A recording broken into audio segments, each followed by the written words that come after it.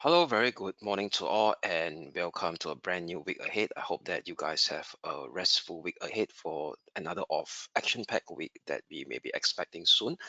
That may take place a very interesting movement for this week. So let I'll share more in my daily dose of market insights. Very good morning. Welcome to today's Daily Dose of Market Insights. I'm Kelvin here. Today will be Monday, the 14th of April, 2025. So before we kickstart today's gist of Daily Dose, let's have a quick look at the disclaimer first. All right, leverage trading carries a high degree of risk and may not be suitable for everyone. Losses can exceed deposits.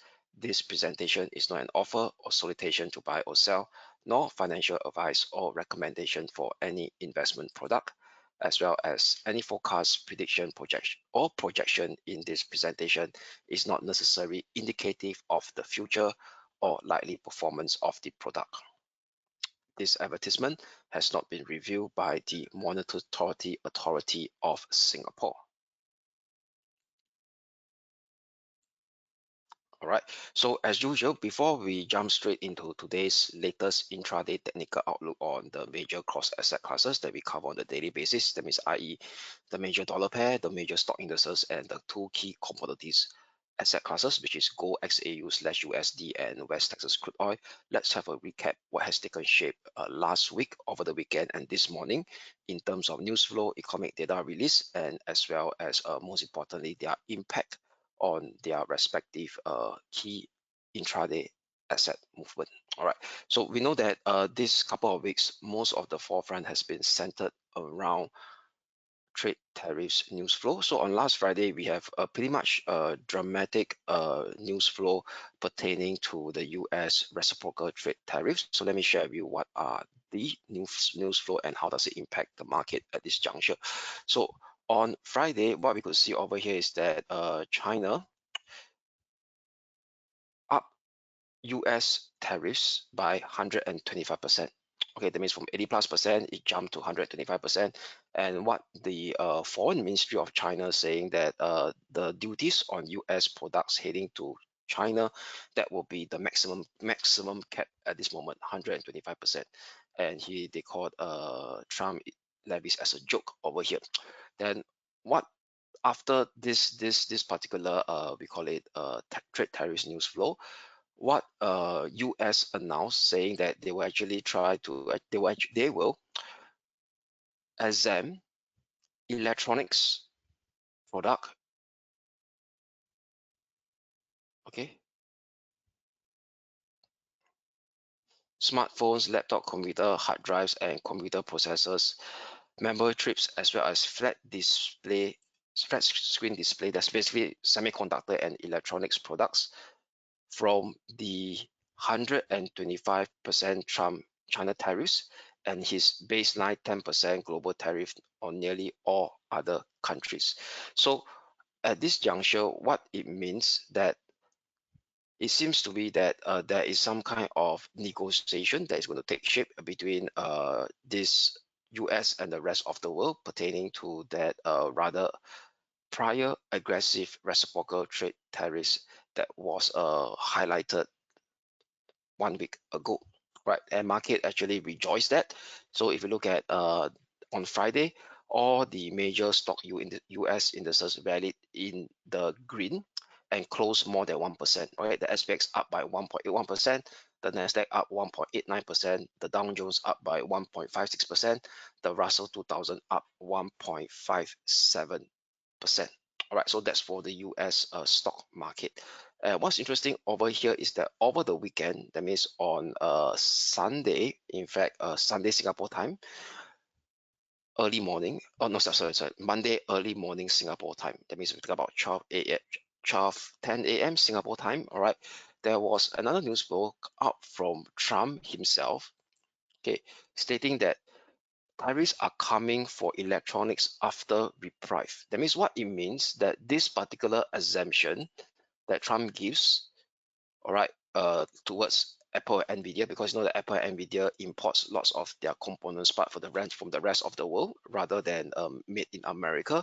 So this so-called this so-called smartphone laptops computer hard drives and computer processors and memory chips, electronics. So this particular exemption that the White House earlier announced on Friday that it to be excluded from the 125% tariffs on China and the 10% global tariff on other countries, that is only temporary from Trump himself. So saying that the electronics tariffs will come, and this will come under under the so-called separate electronic semiconductor so-called sectorial tariff.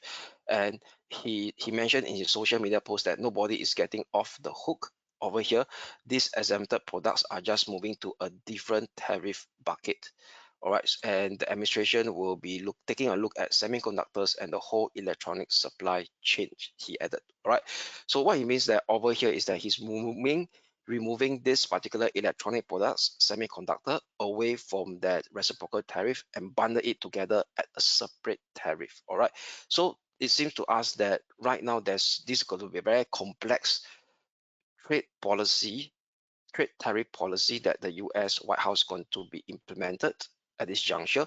But stock market is rejoicing because there is still a grace period before this sectorial semiconductor tariff is being implemented across the board to the entire trading partners or the whole of trading partners in US that deem to supply electronics and semiconductor part back to the US. All right, so stock market is very happy about this news. All right, so if you look at the futures, the futures market that is open right now in the Asia session, the ES, which is the S&P E-mini, and the NQ is the Nasdaq E-mini. Both of them rally close to 1%. So the E-mini S&P futures is up by 0.9% as we are speaking right now in today's Asia session, and the Nasdaq E-mini futures is up by 1.29%. All right, but what's interesting over here is that the other asset classes is not rejoicing this particular risk on movement that's being seen on the US stock market and the US stock indices E-mini futures market by taking a look at gold. So if you look at gold price right now, let me share you. Yeah, gold open lower this morning. All right, so this gold XAU slash USD. Okay, let me share with you this the intraday chart of gold. So previous close in the US session was at 3,237. So it gapped down at the open at the start of today's Asia session at 6 a.m. Singapore time. Then thereafter it trade back up again to close to print an intraday high at around 3,000 pardon me 3,245. All right, back to almost a fresh so-called above the Friday's closing high, and again it back down slightly, and it's down only slightly negative 0.16%.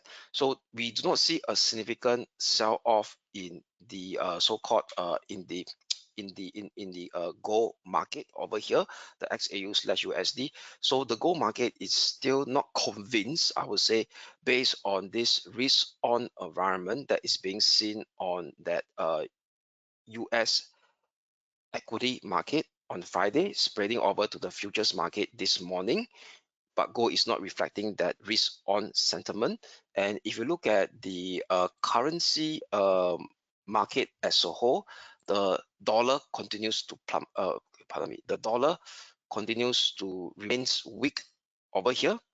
And what's interesting, the weakness of this dollar is being seen on the so-called Swiss franc and the dollar yen. Okay, so the safe haven currency continues to trade higher against the dollar. And what's interesting over here is that we also start to see the US Treasury yield, okay, continues to inch higher as well in today's Asia session. So right now it's trading at 4.46% over here, 4.46%. So the thing about this US Treasury yield, the 10-year yield, could be the uptick in this 10-year US Treasury yield could be also potentially led to what I call that a lesser demand for US Treasury over here. So if you're talking about lesser demand for US Treasury, it also could means that potential risk on impact. All right, because you know that Treasury is being used as a safe haven asset classes. That means, i.e., if people starts to offload US Treasury bonds, that means we're talking about those higher tenure, which is the 10-year belongs to, the bond price will come down and the US Treasury yield will jump up. But if that's the case, why do we still see gold price trading so firm at this juncture? All right, it's only down by negative 0.18%. It's not down by negative 0.5% or even down by 0.7%, 0.7%, I would say. But so what it means that over here is that this push up in US 10-year Treasury yield, that means i.e. 10-year US Treasury bond price come down, could also reflect the lack of confidence in the US dollar due to uncertainty surrounding the implementation of US trade tariff policy, because there's too many we call it components parts to it, and there's too many moving parts to it, and the most uncertainty is over here is potentially caused by just one man, Trump himself, who's any particular time or instant without any notice could just so-called give his policy guidance via just a single post in his social media post, which is did on Sunday over here. All right, so who knows, later 4 hours down the line before the US stock market, he decided to actually tweet another post. Either is much more aggressive trade policy stance, or it will start to tone down. So because of this uncertainty surrounding the way this trade tariff policy is being implemented, market participants seems to us that it's no longer have faith in the US safe haven related asset, which is the fixed income. So that's actually explain why we start to see gold price being firm, but however, the treasury bond is being sold off, push up in the treasury yield instead. So if market participants view US as a safe haven asset in their US Treasury bond, gold price shouldn't be at this firmer level, and instead they should actually fall off much more, a fair bit, and from there potentially we may start to see a lower US Treasury yield as well. All right, so there's a lot of joke in the marketplace say that the US right now seems to be performing like an emerging market rather than a so-called major developed market. All right, and also another particular news flow I want to share with you guys is more pertaining to the state of the US economy. So we know that on Friday, US releases one of the tier one important economic data is forward looking based on survey base conducted by University of Michigan consumer sentiment. So this is the preliminary finding for the month of April. So we know that April hasn't ended, so usually University of Michigan will be releasing the preliminary finding for every month in the middle of the month, and they will have the finalist figure 2 weeks from now. All right, so the preliminary finding for consumer sentiment is very, very weak again. So I think it's the fall down by, it already declined by 4 consecutive months. So market is looking at 54.5, pardon me, where it came in way below what market expecting, 50.8, and below 57 that was printed in the month of March. So what you could see over here, the trend of the University of Michigan over here, it is the lowest since June 2022. So that's about a 3-year low over here.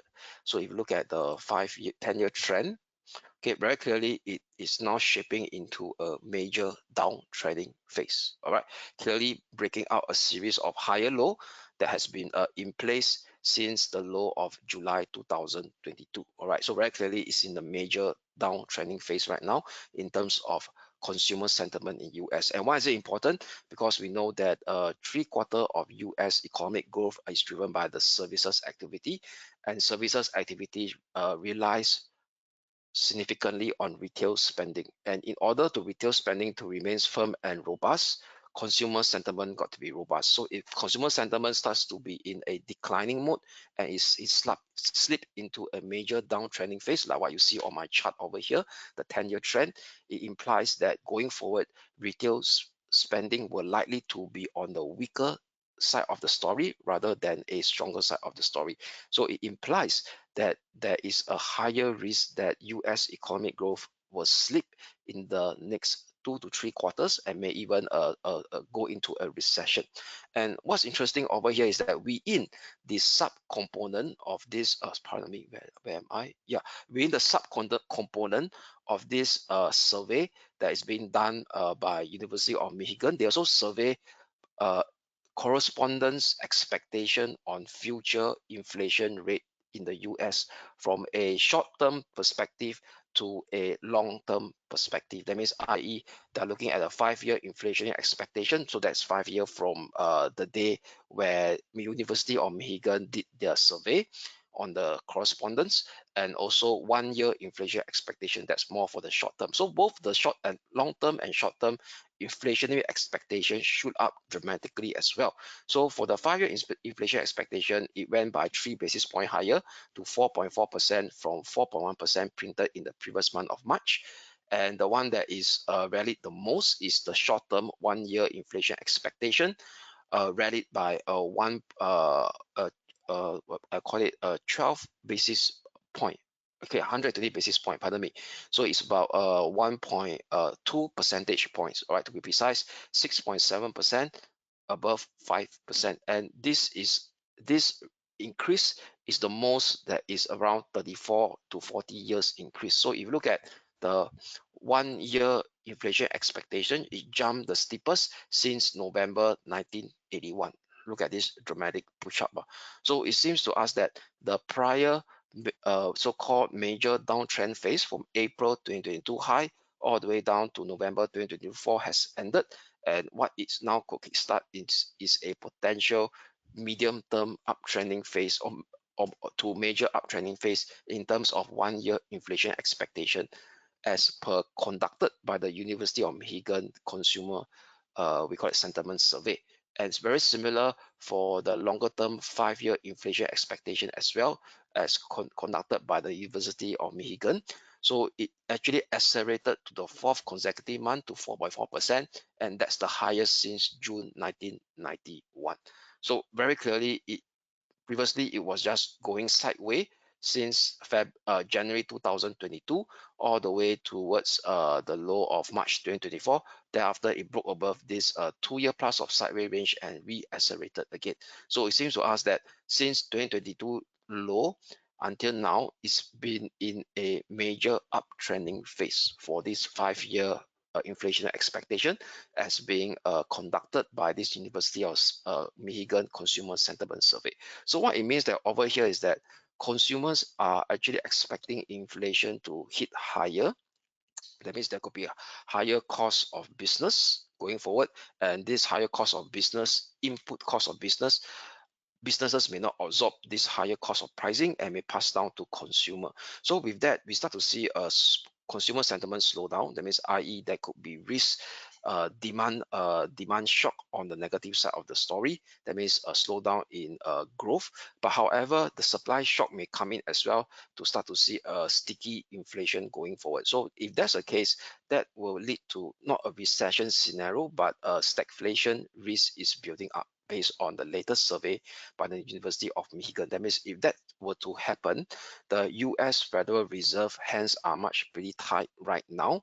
That means if there will be a shock somewhere in the US financial system, that means one of the shock will be the squeeze in the 10-year US Treasury yield. Because why is it important? Because the 10-year US Treasury yield is being used as a global benchmark, not even in US and the rest of the world, to price longer term loans to corporation, to mortgages, and even tied to some of the longer term financial products or derivative products as well, that is being so-called created by major financial institutions. So it starts, if this US 10-year Treasury starts to move up very, very swiftly, if you look at the weekly chart itself, so last week bounce was actually the steepest that's been seen in almost 5 to 6 years based on data.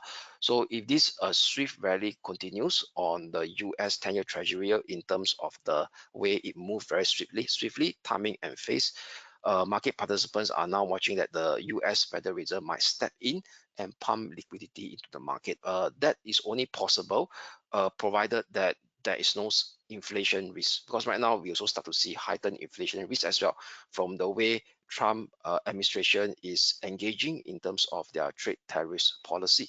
That's causing confusion and much uncertainty among businesses and as well as individuals. All right, and if you look at the CME Fed Watch 2, previously last week they are looking at 4 interest rate cut, 2 more higher than what is being conveyed by the latest US Federal Reserve dot plot projection as penciled in the previous Fed Funds Federal Reserve FOMC meeting.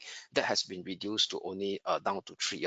That means market participants right now is still looking at a high chance that right now the current Fed funds rate is at 4.25% to 4%, 4.5% over here. So market participants right now, after what happened on last Friday, in terms of all the news flow that has taken shape and economic data released on the aggregate, they are now expecting a higher chance of 80% that the Fed will stand pat in the 7th of May meeting.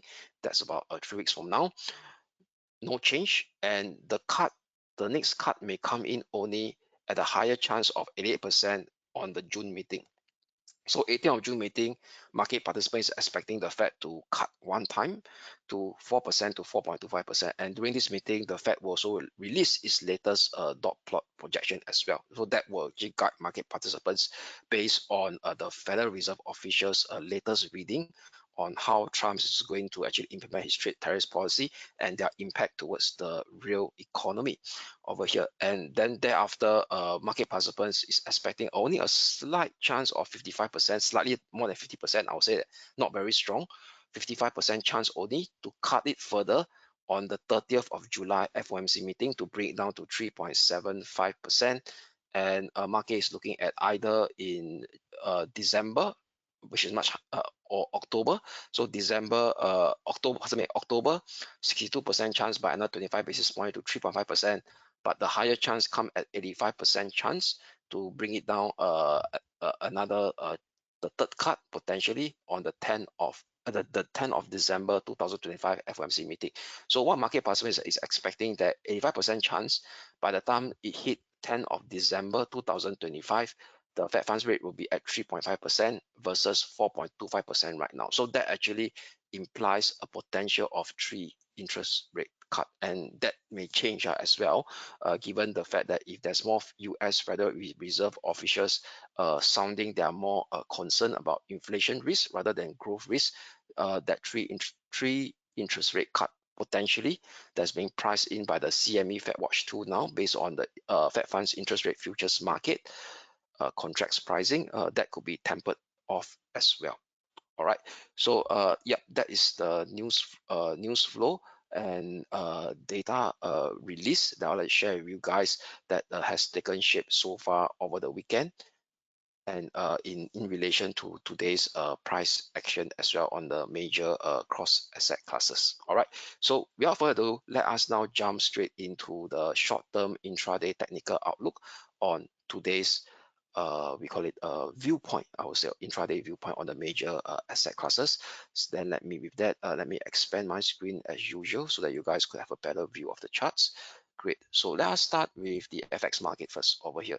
So the FX market, let us start with the euro dollar.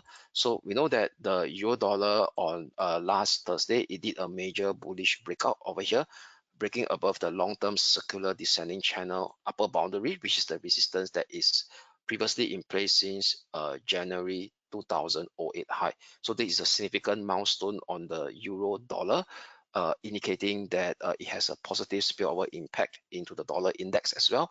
So why? Because the dollar index is being so-called the euro dollar is a significant weightage in the US dollar index that is being used as a benchmark to gauge whether we see a general dollar strength or dollar weakness against the major currency.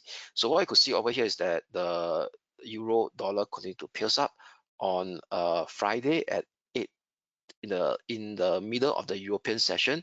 It hit our resistance zone at 114.80/115.20 before shipping a pullback.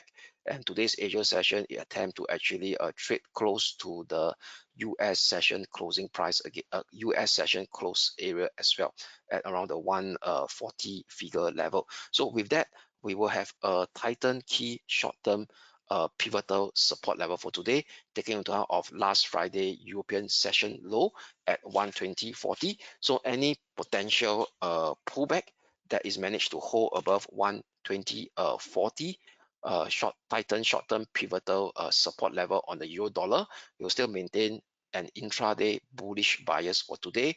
First support zone to watch will be the resistance level that we highlighted previously on Friday that was almost met at 114.80 / 115.20.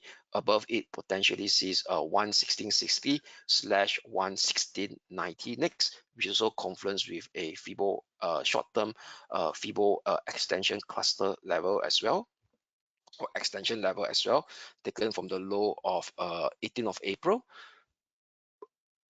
That is the 4.236 Fibo extension level, okay, at 116.60 / 116.90 as well. Okay, only an hourly close below 1.1240 will invalidate today's intraday bullish bias to kickstart a much more pronounced mean reversion decline, at least on a minor scale first step, to revisit 111.50, which is close to the pullback line of this former long-term circular descending channel resistance, now turns into a pullback support level, and also the former minor swing high area of 3rd of April.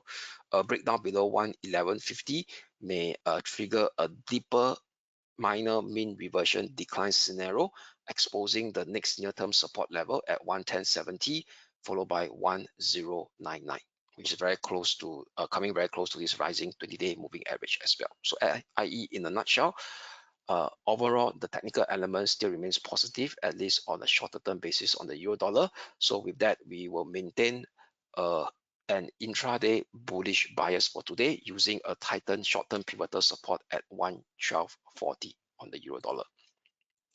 Next up will be the sterling dollar. So the sterling dollar also trend higher and almost hit our resistance level, which is a zone close to the 3rd of April minor swing high area at 131.70 / 132.10. So with that, we will have a tightened short-term pivotal support level, which is the European session low at 129.80. First support level to watch will be this minor V-shaped reversal or V-shaped recovery on a minor time scale that is being seen in the middle part of the US session at 130.30, but I don't put it so tight just in case of any whipsaw. So as long as any minor push down or pullback will not surpass that may not surpass 1.2980, we will still maintain our intraday bullish bias on the sterling dollar. Above 132.10 may see 133.10 next coming in. All right, 133.10 next coming in. And if you do the Fibo extension, okay, that also constitute to the 3.618 Fibo extension and also close to the upper limit of this ongoing medium-term ascending channel that is still in place since 13th of January this year. Right, so that's for the sterling dollar. Only hourly close and a push down below the tightened short-term pivotal support level for today at the 1.2980 level that may negate today's intraday bullish bias to kickstart a potential mean reversion decline scenario, exposing the next near-term support level at 1.2925, which is close to the 20-day moving average. If 1.2925 can't hold, the minor mean reversion decline scenario may extend further towards the downside to see 1.2855 next, which is coming very close to the 200-day moving average. So overall, in a nutshell, at this juncture as we are speaking, the current short-term technical elements are still positive for the sterling dollar. So with that, we'll still maintain today's intraday bullish bias on the sterling dollar with an adjusted and tightened short-term pivotal support level for today at 1.2980. Next up will be the Aussie dollar. So the Aussie dollar continues to churn upwards. Last Friday we were neutral between 62.55 and 61.70, and yes, it peels up above 62.55, the upper limit of the neutrality range, and managed to hit the resistance level after right immediately after the neutrality upper neutrality range of 6255, which is 6315. And what you could see over here is that the way the price action that is being evolving on a minor time frame or minor time horizon since the low of 10th of April is a bearish ascending wedge configuration. So why is it bearish? Because the slope of the higher high is lesser than the slope of the higher low. That means indicating signs of a bullish exhaustion. So this is what I call a bearish ascending wedge configuration over here. And what's interesting over here is that the hourly RSI now, as we are speaking over here, price action starts to trade rather flattish, okay, a sideways range since the start of today's Asia session. Can't break above 63.15, which is also the now the upper limit of this minor bearish ascending wedge configuration that are depicted in a bright pink line over here. These two bright pink line. The hourly RSI has starts to inch downwards. Okay, okay, lower high. All right, so that represents a bearish divergence as well. Another sign of a so-called bullish exhaustion, all right, on last Friday move. So with this negative element that is flashing up on the Aussie dollar right now, right at the next intermediate resistance after 62.55, which is 63.15, we will flip to a intraday bearish bias on the Aussie dollar at 63.15, but the near-term support level to watch will be only at 62.55 for today, which was last Friday upper neutrality zone bullish breakout, and also the lower limit of this bearish ascending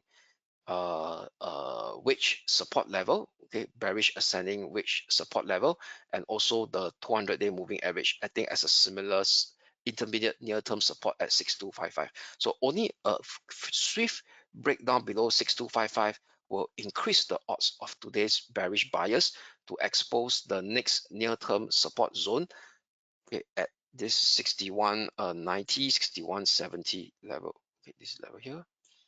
Okay, 6190, 6170. Okay, let me put it in writing. 6190/70. All right, but suddenly if price action don't react as expected according to the current technical configuration right now and starts to swiftly have an hourly close and the breakout above 63.15, then this ongoing optimism on the Aussie dollar against the Aussie against the USD. That means the Aussie will start to trade in line with the Euro and the Sterling and starts to see a further squeeze up to retest the all-important 63.90, 64 figure medium-term pivotal resistance level. So the reason why Aussie dollar is still finding quite hesitant right now, then forming this bearish ascending wedge configuration with this bearish divergence on the hourly RSI, because the Aussie dollar is still being considered as a higher beta currency that's very sensitive to the risk on risk off environment in the equity market, and as well as other intermarket dynamics where gold price is still pricing in higher uncertainty regarding about the trade tariff rather than the all out risk on environment right now as being depicted by the US stock indices. So that's the reason why is the Aussie dollar is now being trapped between two places. One, it may start it's trying to follow the general US dollar weakness that's being seen on the euro, the sterling, but however at the top side is the bulls are unhesitant to push it higher because there's a fear of another return of the risk off environment in the US equity, because gold right now is still not pricing in a all out clear sign of no longer we may start to see this risk of animal that may research in the that may have another foot leg up in the global markets. Gold is still looking at some form of uncertainty in the global markets where risk of environment may spike again, especially in the equity market, risk of environment. So that actually explains why the Aussie dollar is now seeing signs of hesitant at the start of today's Asia session, despite the US stock indices futures keep on moving upwards. All right, over here. So something to take note of. 63.15 short-term pivotal resistance level on the Aussie dollar flip to a bearish bias, but near-term support level will be a higher one at 62.55. Why this level is important? Because it corresponds to the lower limit of this bearish ascending wedge, which is the support, bearish ascending wedge support, and the 20-day moving average. Only a quick hourly close below 62.55 will increase the odds of this bearish bias to expose the next near-term support level at 61.90/61.70. Okay, so that's for the Aussie dollar. Next up will be the dollar yen. So the dollar yen continues to weaken based on the fact that it's still going to remain weak, I would say, based on the fact that the yen is still being used as a safe haven play amongst the currency, among the FX market, together with the Swiss franc. So with that, we will have a slightly adjusted lower short-term pivotal resistance level for today, taking into account close to the minor swing high of last Friday, at last Friday US session high, and last Friday European session high at 144.30. So having a tightened short-term pivotal resistance at 144.30 will maintain that intraday bearish bias on the dollar yen. Next support level to watch remains unchanged at 141.70/55. A breakdown below 141.55 exposes 143.140 figure level. Only a squeeze up and the hourly close above 144.30 will kickstart another round of minor mean reversion rebound sequence to expose the next near-term resistance level at 145.580/146.70, 146.60, which if we do the Fibo retracement over here. Okay, that's the 61.8% and 76.4% Fibo retracement. All right, so in a nutshell, still maintaining that intraday bearish bias on the dollar yen using 144.30 as my adjusted short-term pivotal resistance level. All right, so next will be the intraday technical analysis on the major stock indices, starting with the Hong Kong 33. So the Hong Kong 33 continues to bounce up higher and cleared above our resistance level. So we had a bullish bias on last Friday. So we will maintain this bullish bias as well, since they're able to clear above our first resistance level at 21,040. So there is so-called a minor bullish breakout has really been taken shape. RSI, yes, overbought, coming close to overbought, but there is no signs of a bearish divergence. All right, so price action continues to trend higher high over here. Okay, so with that, we'll have a tightened short-term pivotal support level for today, which is today's gap up support as well. Today Asia session gap up support, and as well as the minor range top since last Monday session high now turns into a critical pullback support on the intraday basis.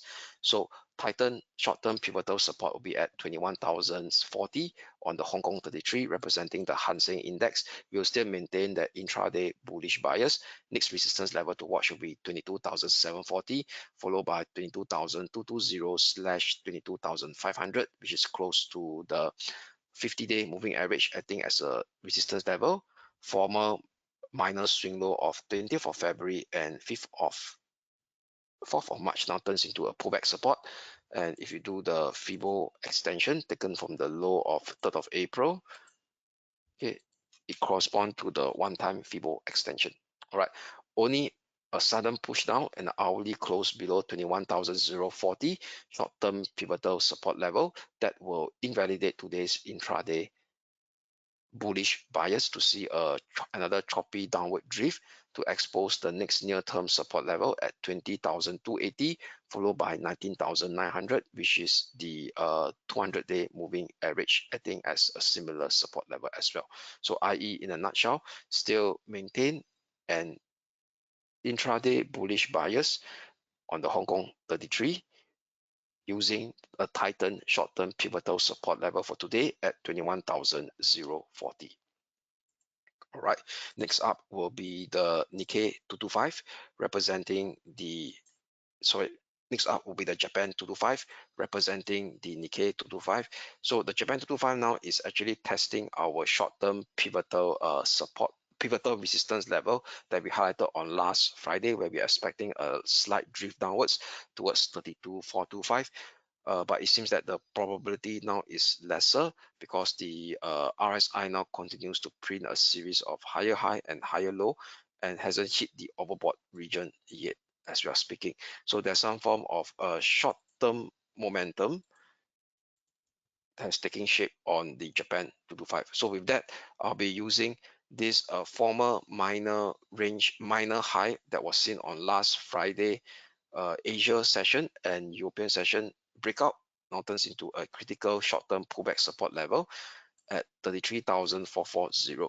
So using 33,440 as my short-term pivotal support level, we will flip to a intraday bullish bias above 34,135. This ongoing mean reversion rebound sequence may extend to revisit 35,190 slash 35,730, which is the 20-day moving average, acting as a similar resistance level on the upper limit of this resistance zone.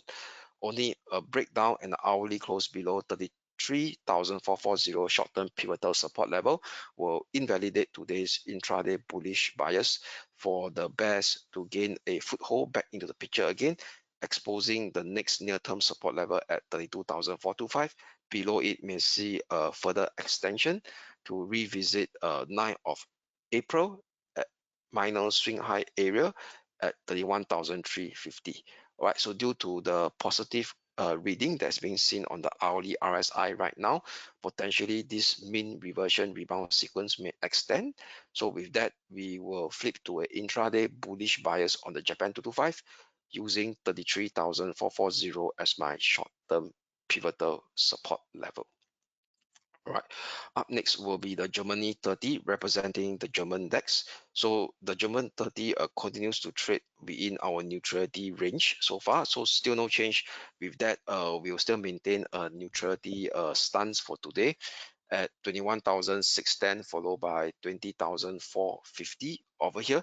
So watching very closely the 20,450 level. So if we start to see a breakdown below 20,450, then potentially which is also this right now, right? If I were to do the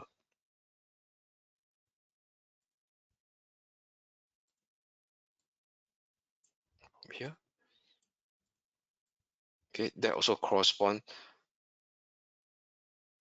to the minor ascending trend line that I drew from the low of 9th of April. Okay, it corresponds very close to this dotted minor ascending trend line that I drew from the low of 9th of April as well. Okay, so if you start to break down below 20,450, if hourly close below it, then potentially the bears may gain a foothold, at least on the intraday basis, to see it deep exposing the next near-term support level at 19,970, which is so the 200-day moving average. A breakdown below 9,970 may revisit the 7th of April swing low area at 19,310. Right, so still maintaining the still maintaining that neutrality stance for today on the Germany 30 between 21,610 and 20,450.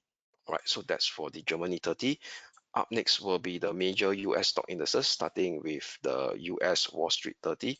So the US Wall Street 30 continues to trade within, continues to bounce, all right, over here, but still below the 20-day moving average, which is our short-term pivotal resistance that we highlighted on last Friday at 41,180 level. So what we could see over here is that the RSI, as we are speaking, has starts to turn flat over here. Okay, it starts to turn flat. Okay, despite this morning Asia session push up, all right, this morning gap up, okay, in the Asia session over here. So right now, price action seems to be a bit of hesitance, as represented by the RSI, which has started to turn flat over here rather than a series of higher high. So with that, we will still maintain that bearish bias using 41,180 as my short-term pivotal support level. But in order for the bears to gain a better foothold on the US Wall Street 30, the first support level it got to break for today will be last Friday minor swing low area that got supported on Thursday minor swing low at 39,090. 39,090. Okay, only a breakdown below 39,090 may increase the odds of today's bearish buyers on the US Wall Street 30 to expose the next support level on the intraday basis at 37,900. Only, however, a push up and hourly close above 41,180 may see the US Wall Street 30 drifting upwards for an extension of this so-called mean reversion rebound, exposing the next resistance level at 42,400 / 42,855, which correspond to the 200-day and the 50-day moving average as well. So in a nutshell, still maintaining that intraday bearish bias on the US Wall Street 30, given that the hourly RSI is not so fantastic, doesn't see any clear signs of a bullish momentum coming into play yet because of this flattish move or flattish reading that's being seen on the hourly RSI right now. Okay, over here, rather than a series of higher high where price action inch up higher in today's Asia session. But however, price action got to break down fast below 39,090, the first support level to watch for today in order for the bears to gain a better foothold in the US Wall Street 30. Lastly will be the Nasdaq 100.